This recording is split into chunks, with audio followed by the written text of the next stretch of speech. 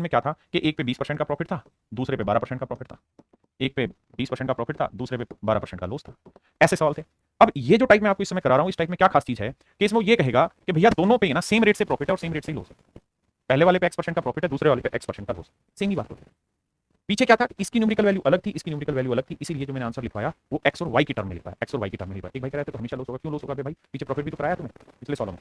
तो यहाँ पे टाइप चेंज हो रही है, इसके अंदर क्या है, दोनों चीजें सेम है, एक्स एक्स परसेंट। अगर ऐसा होगा तो कैसे हो, अगर मेरे बच्चे दोनों ऐसी कहानी बन जाए तो फार्मूला होता है क्या, ओवरऑल प्रॉफिट या लॉस का 100 इंटू एक्स प्लस वाई।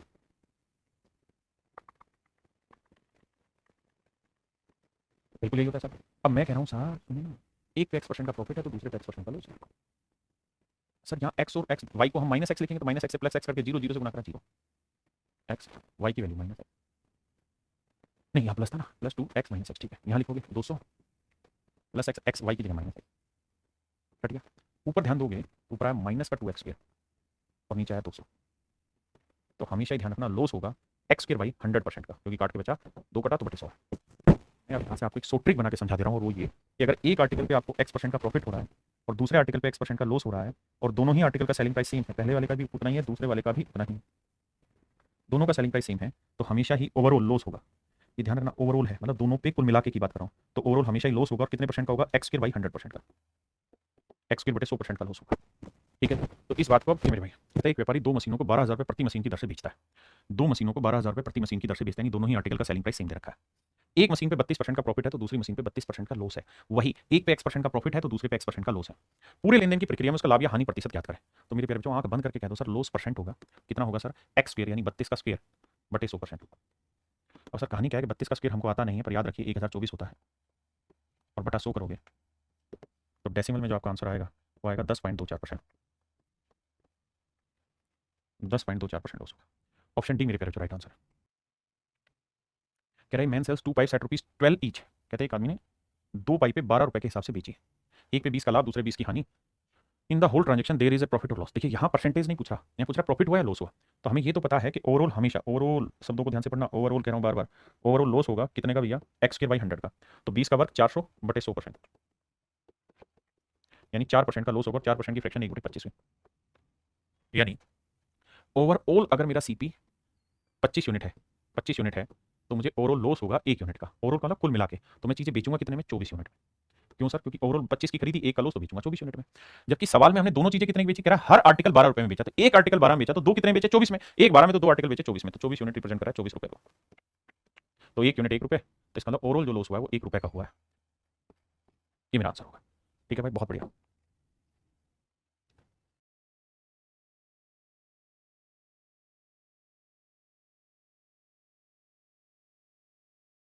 देखिए मेरे भाई सवाल में कह रहे हैं man sells two article for rupees this, he gain 5% on one article and loss 5% on the other, find his overall gain और लॉस। तो देखो यार 5 का वर्ग हुआ 25 बटे 100%, 25 बटे 100% मेरे प्यारे बच्चों उसको क्या होगा, लॉस होगा, है ना, लॉस होना।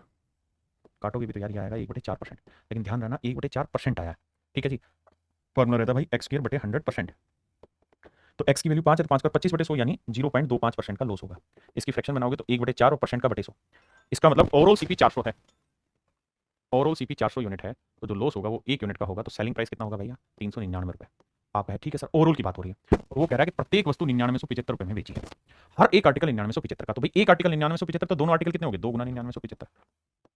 तो भैया एक यूनिट की वैल्यू ही हमसे पूछी है, तो हो जाएगी 2 गुना 9975 बटे 399। आइए भाई लगाते हैं दिमाग, करते हैं कैलकुलेशन का काम तमाम। 3 से काटेंगे, 3 एकम 3, 3 तिया 9, 3 तिया 9, 3 तिया 9, 3 तिया 9, 3 दूनी 6, 3 5 15। अब 19 7 133, है ना, 7 से काटते हैं, 7 19 133, 7 से काटेंगे। वैसे तो हम डिजिटल सम भी लगा सकते हैं भाई, 9 और 3 हमने काट दिया, तो हम डिजिटल सम भी लगा सकते हैं, हमें दिक्कत नहीं है। देखो भाई अब डिजिटल सम लगा लेते हैं।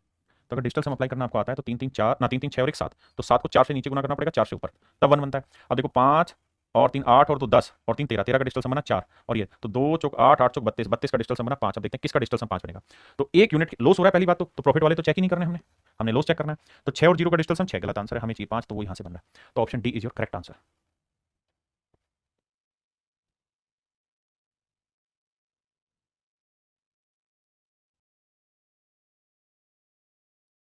आइए भाई सवाल में कह रहे हैं एक आदमी ने घर और दुकान खरीदी, उसने दुकान को 10% प्रॉफिट पे, घर को 10% लॉस पे बेचा, तो ओवरऑल क्या होगा मेरे प्यारे बच्चों, लॉस होगा कितना, 10 का वर्ग 100, तो 100 बटे 100 1% का, यानी 1% का लॉस होगा। 1% की फ्रैक्शन मेरे प्यारे बच्चों 1/100, यानी कुल मिला के अगर ओवरऑल की बात करें तो कुल मिला के चीजें 100 यूनिट की खरीदी थी तो 1 यूनिट का होना था लॉस। तो दोनों चीजें हमने बेची कितने में होगी? 99 यूनिट में। ओवरऑल की बात कर रहे हैं, हाँ है ना। लेकिन सवाल में कह रहा है एक आदमी ने घर और दुकान खरीदी, उसने दुकान को इतने पे दोनों का विक्रय मूल्य समान है। अरे यहाँ लिखा हुआ है दोनों का विक्रय मूल्य समान है, 1-1 लाख रुपए। कह रहा है कि ₹1 लाख ईच, कहता है दोनों को 1-1 लाख में बेचा। तो मैं ये कह सकता हूँ कि दोनों का जो ओवरऑल सेलिंग प्राइस होगा वो 2 लाख होगा। बिल्कुल होगा सर। तो भैया 99 यूनिट 2 लाख, तो 1 यूनिट की वैल्यू 2/99, 2/99 लाख। ये मेरे प्यारे मेरा आंसर आ गया। 1 यूनिट की पूछी थी लॉस तो वो आया 2/99 लाख। तो मेरे भाई मेरा आंसर आएगा 2/99 लाख का लॉस, है ना। कहानी दूसरे पे 20% का प्रॉफिट, सेम ही कहानी है। क्या कि साहब 20 कवर करेंगे 400/100 यानी मेरे प्यारे बच्चों 4% का लॉस हुआ। 4% की फ्रैक्शन 1/25, यानी ओवरऑल अगर हमने दोनों चीजें 25 यूनिट में खरीदी मेरे बच्चे, ओवरऑल दोनों चीजें 25 यूनिट में खरीदी तो लॉस होगा 1 यूनिट का। तो दोनों चीजें बेची कितने में होंगी हमने? 24 यूनिट में। और रिप्रेजेंट कर रहा है दोनों चीजें बेची हमने कितने में? 1-1 लाख में, यानी 2 लाख में। तो 24 यूनिट 2 लाख, तो 1 यूनिट 2/24 लाख, यानी 1/12 लाख। तो लॉस होगा 1/12 लाख का। लॉस होगा मेरे भाई 1/12 लाख का। मुझे लगता है कि इसको आप कर लोगे यार, काफी करा दिया मैंने इस टाइप पे सवाल, इस पे भी आप कर लोगे यार। ठीक है, अब आते हैं टाइप 7 में। अभी तक जितने भी सवाल मैं आपको करा रहा था वहां सेलिंग प्राइस ही मेरे प्यारे बच्चों आपको सेम दे रखा होता था, पहले का दूसरे का।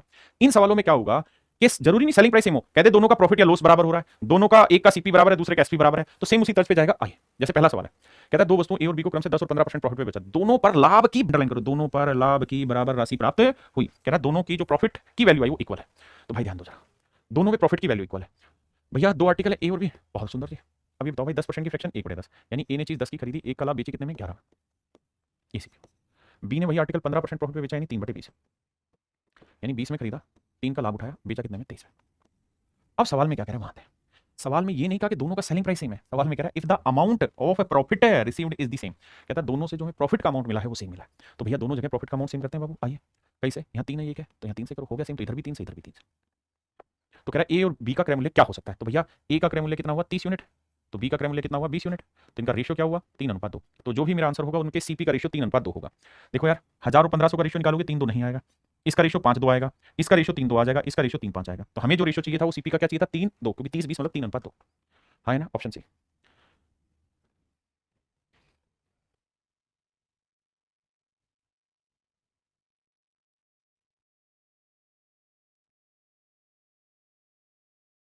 देखिए बाबू, सवाल में मैं दो वस्तुएं बेच रहा, मैं पहली वस्तु को 10% हानि पर और दूसरी वस्तु को 25% लाभ पर। दो आर्टिकल, ये पहला, ये दूसरा। पहले को 10% लॉस, तो 1/10, यानी 10 में खरीदा, एक का लॉस तो बेचा नहीं। ये दोनों आर्टिकल का सेलिंग प्राइस, ये सीपी। और दूसरे को कहता है 25% प्रॉफिट पे बेचा, 25% की फ्रैक्शन 1/4, 4 में खरीदा, एक का लाभ तो बेचा कितने में? 5 में। ठीक है जी। अब कहानी क्या कह रहा है उस पर आते हैं। If the coast price of the first article, कहता है पहले आर्टिकल की जो कोस्ट प्राइस है, पहले आर्टिकल की जो कोस्ट प्राइस है is equal to the selling price of the second article. कहता है पहले का कोस्ट और दूसरे का सेलिंग बराबर करना है, दोनों को बराबर टेकना है, इन दोनों को। हिंदी में आता है, कह रहा है यदि पहली वस्तु का क्रय मूल्य और दूसरी वस्तु के विक्रय मूल्य के बराबर है, पहली का सीपी दूसरे का एसपी बराबर है, तो भैया दोनों को बराबर करें, तो इधर 2 से गुना करो, तो ये हो गए बराबर, तो इधर भी 2 से, इधर भी 2 से। बिल्कुल ठीक है। उस व्यक्ति को कितने रुपए का लाभ अथवा हानि हुई होगी हमें बताना है। अब भाई ये बताओ, हमने जो कंडीशन उसने दी वो हमने मान ली, बिल्कुल मान ली। अब ये बताओ दोनों ही आर्टिकल का सेलिंग प्राइस कितना है? तो साहब पहले का सेलिंग प्राइस है 9 यूनिट, तो दूसरे का है 10 यूनिट, तो टोटल हुआ 19 यूनिट, रिप्रेजेंट कर रहा है 1710 रुपए को। तो 19 में 71, तो 1 यूनिट की वैल्यू 90 रुपए। अब हमसे पूछ रहा है कि भाई ये बताओ कि ओवरऑल प्रॉफिट हुआ या लॉस हुआ? तो भैया पहले पे क्या हुआ है जी? लॉस। कितने का? 1 यूनिट का। दूसरे पे प्रॉफिट हुआ है कितने का? 2 यूनिट का। तो 2 में से गया 1 यूनिट का प्रॉफिट हुआ है, और 1 यूनिट की वैल्यू है 90। मेरे भाई मेरा आंसर हुआ 90 रुपए का प्रॉफिट।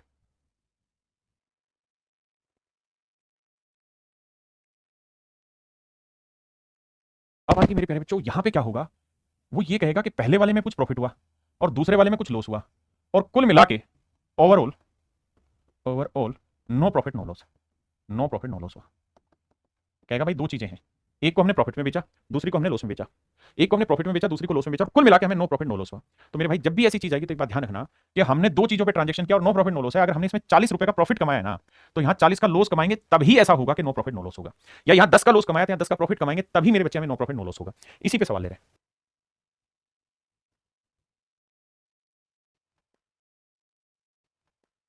देखिए जी, सवाल में कह रहा है कि 5,000 रुपए की दर से दो वस्तुएं बेचता है, पूरे लेन देन में ना तो हानि होती है ना ही उसको लाभ होता है। Shashi sells two article for ₹5,000 each with no loss and no profit in the overall transaction. If one transaction is sold at 16:2/3% loss, then other is sold at a profit of what? अब जरा ध्यान देना, कनपट्टी खोल के चलना। कह रहा है Shashi sells two article ₹4 this each इस ईच शब्द को समझना।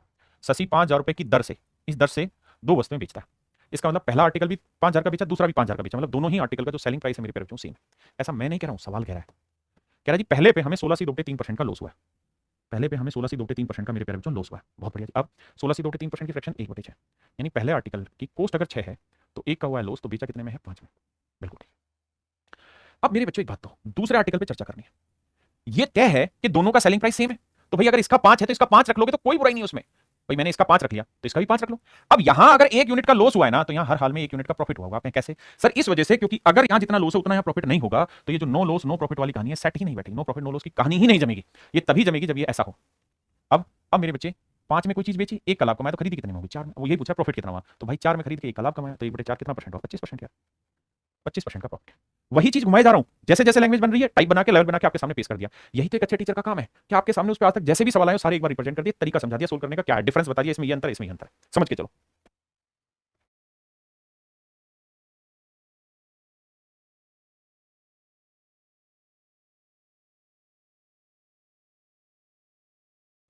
कहता जी एक व्यापारी 8400 रुपए बैल की दर से ईच, कहता दोनों ही आर्टिकल सेम रेट में बेचती है। एक पे उसे 20% का प्रॉफिट हुआ, तो भाई 20% की फ्रैक्शन क्या होगी? 1/5, यानी 5 में चीज खरीदी, 1 का लाभ, 6 में बेचती, ये सेलिंग प्राइस हुआ। अब कह रहा जी दोनों का सेलिंग प्राइस सेम है, तो इसका मतलब दूसरे का सेलिंग प्राइस 6 ही होगा। अगर यहाँ 1 का प्रॉफिट है तो यहाँ 1 का लॉस होगा। बिल्कुल ठीक है। तो 6 में बेचा, 1 का लॉस कमाया, तो खरीदा कितने में होगा? 7 में। ये तो छोटी बात है। अगर 6 रुपए में बेच के 1 का लॉस कमाया तो फिर खरीदा होगा भाई 7 में। और कह रहा लॉस परसेंट बताओ, तो भैया 1 का लॉस 7 पे तो कितना परसेंट होता है? 14 से 7%। बच्चे बच्चे हैं, जानते हैं।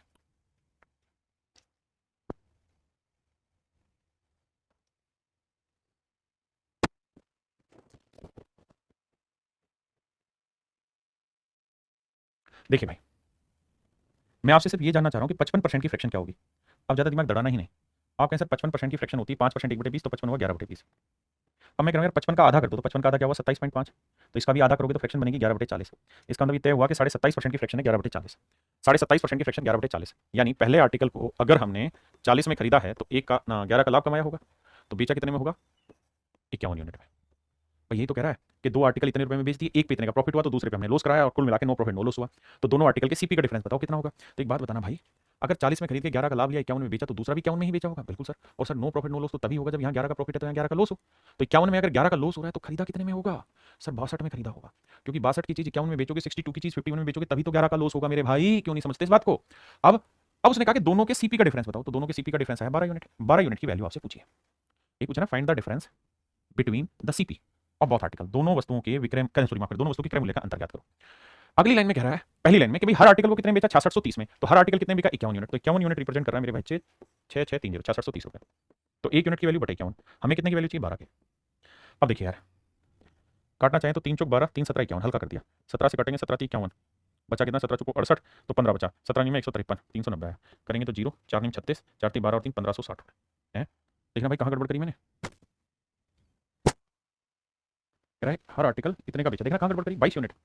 अच्छा अच्छा, 40 इसमें 22 का आएगा, माफ करना माफ करना माफ करना, 22 आएगा, माफ करना। तो भाई 51 यूनिट 6630 रुपए, माफी चाहता हूँ भाई, तो बटे में 51, तो कह रहा है 22 यूनिट की वैल्यू का। मैं माफी चाहता हूँ भाई, हाथ जोड़ के। अब आजी सवाल में, अब यार आप